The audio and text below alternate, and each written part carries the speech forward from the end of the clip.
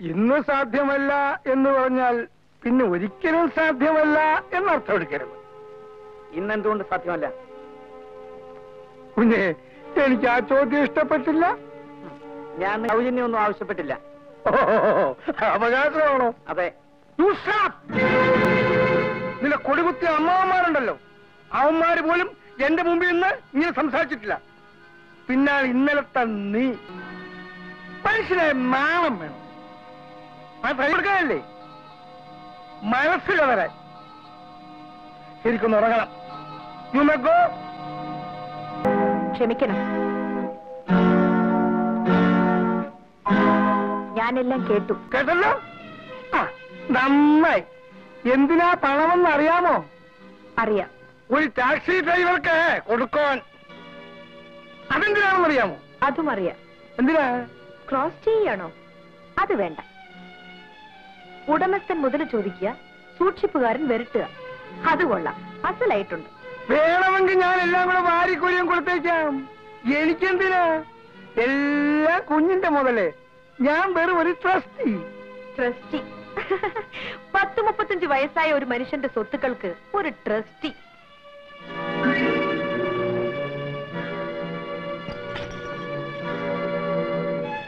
ഇന്ന് മുതൽ ഞാനാവും ഇതിന്റെ സൂക്ഷിപ്പുകാരി. നിങ്ങൾക്ക് എന്ത് വേണോ അപ്പപ്പ എന്നോട് ചോദിച്ചാൽ മതി, ഞാൻ തരാം.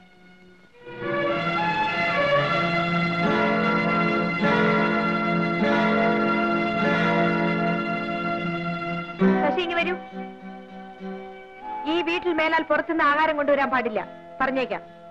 മണി, എന്റെ അനുവാദം കൂടാതെ ഇവിടെ നിന്ന് ആരും കാർ വെളിയിൽ എടുക്കാൻ പാടില്ല, മനസ്സിലായോ? എന്താണ്?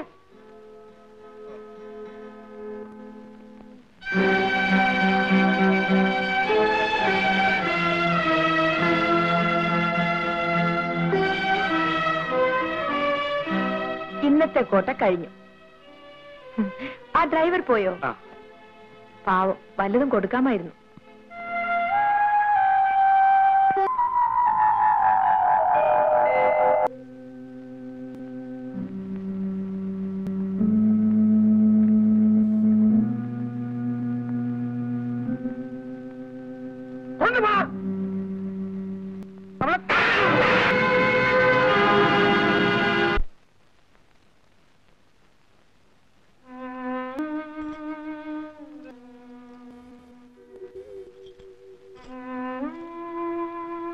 ഇത്രയും നേരം തരാതിരുന്നതേ ചോദിക്കുമോ എന്ന് അറിയാനാ.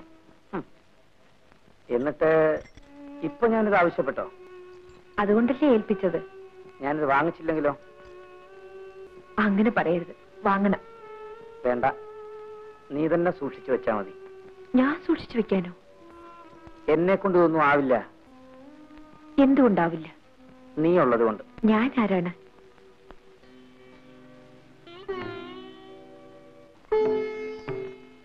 എന്റെ കല്യാണിക്കുട്ടി.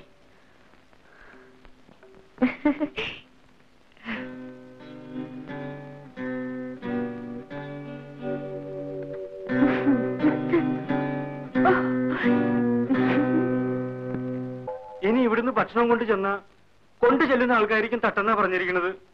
ഈ വീട്ടിൽ നിന്ന് പച്ചവെള്ളം തൊടിയലെന്ന വാശി. പോയിട്ടൊരു കാപ്പി കൊണ്ടുവരും.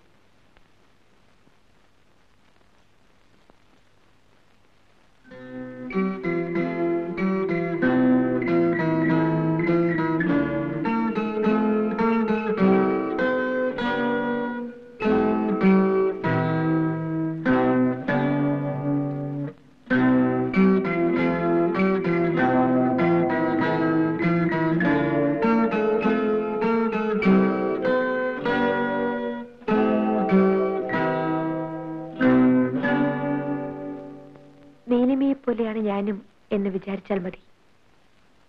എനിക്ക് അച്ഛനില്ല. ജീവിതത്തിൽ ആദ്യമായിട്ടാണ് ഞാൻ അച്ഛന് കാപ്പി കൊടുക്കുന്നത്. അങ്കിൾ ഈ കാപ്പി കുടിക്കാതെ ഞാൻ പോവില്ല.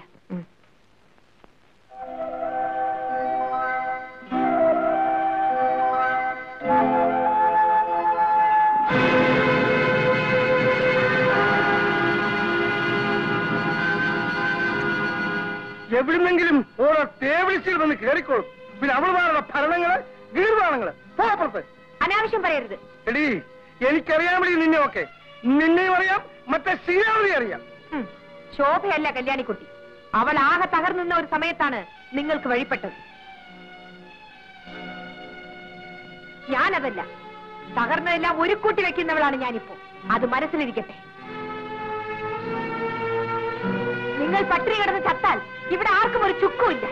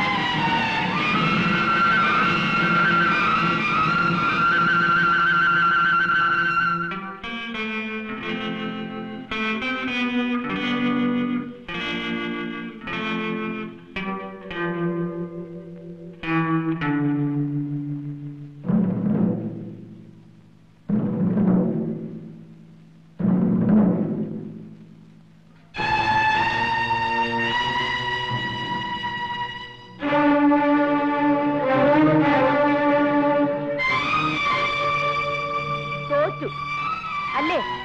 ഓ, അത് കാണാൻ എഴുന്നള്ളിയതായിരിക്കും. അതെ. അങ്ങനെ ആരും സമാധാനിക്കണ്ട. എന്നെ തകർത്തിട്ട് സുഖിക്കാൻ നിന്റെ മകനെയും അവന്റെ ഭാര്യയും ഞാൻ അനുവദിക്കില്ല. എന്ത് ചെയ്യും? കൊല്ലും. ഒരു പുല്ലും ചെയ്യില്ല. ഇന്നിവിടെ എന്റെ കുഞ്ഞിനെ നോക്കാൻ ഞാനുണ്ട്. ഞാൻ എന്റെ കുഞ്ഞിന്റെ അച്ഛനെ നിങ്ങൾ കൊന്നു. എന്നെയും ആ കെണിയിൽ കുരുക്കി നിർത്തി. അതന്ന്. ഇന്ന് ഞാൻ ജീവിച്ചു മടുത്തിരിക്കുന്നു. എന്റെ കുഞ്ഞിന് എന്തെങ്കിലും സംഭവിച്ചാൽ നിങ്ങൾ ബാക്കി കാണില്ല. അതിന് ഞാൻ മതി, ഞാൻ മാത്രം.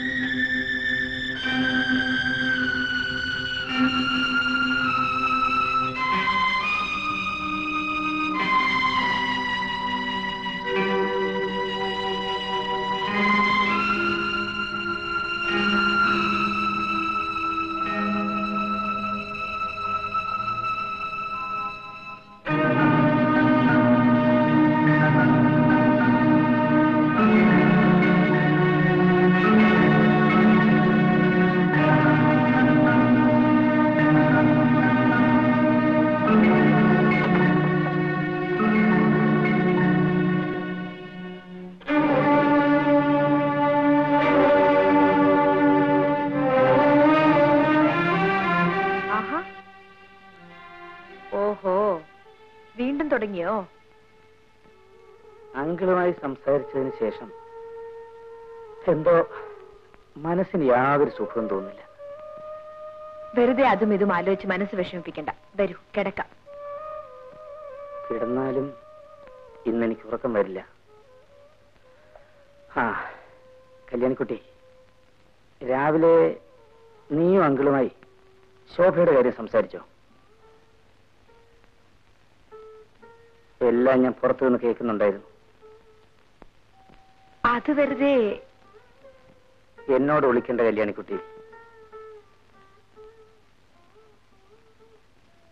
അച്ഛന്റെ, അമ്മയുടെ, എന്റെ എല്ലാ ജീവിതവും അയാൾ നശിപ്പിച്ചു. ഒടുവിൽ ഞാൻ വിവാഹം കഴിച്ചുകൊണ്ടുവന്ന പെൺകുട്ടിയുടെ. എന്നിട്ട് ഇവിടെ താമസിക്കുന്നു, ഈ കൂരയ്ക്ക് താഴെ. ഞാനും ജയിലിൽ കിടക്കാനും തൂക്കുമരത്തിലേറാനും ഭയപ്പെടുന്ന ഞാനും. സാരമില്ല, നമുക്ക് കിടക്കാം. എല്ലാം നാളെ പറയാം. കല്യാണിക്കുട്ടി, നീ പോയി കിടന്നുറങ്ങിക്കോളൂ. എനിക്ക് അങ്കിളുമായി അല്പം സംസാരിക്കാനുണ്ട്. അത് കഴിഞ്ഞ് ഞാൻ വരാം. വഴക്കുണ്ടാക്കാനാണോ? ഇന്നലെ വരെ കണ്ട പ്രഭുവല്ല.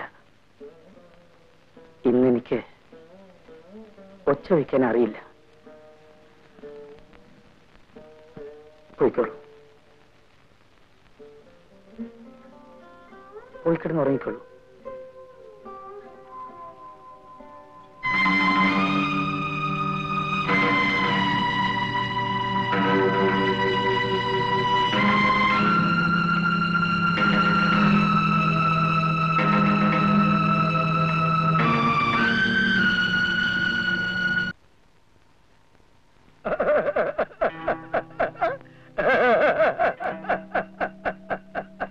ഒടുവിൽ തിരിച്ചറിവുണ്ടായി വരുന്നു. എന്റെ കുഞ്ഞെ, എന്റെ കൈ പിഴയ്ക്കാറില്ല. ഞാൻ വിചാരിച്ചാൽ ഏത് കാര്യവും നടന്നിരിക്കും.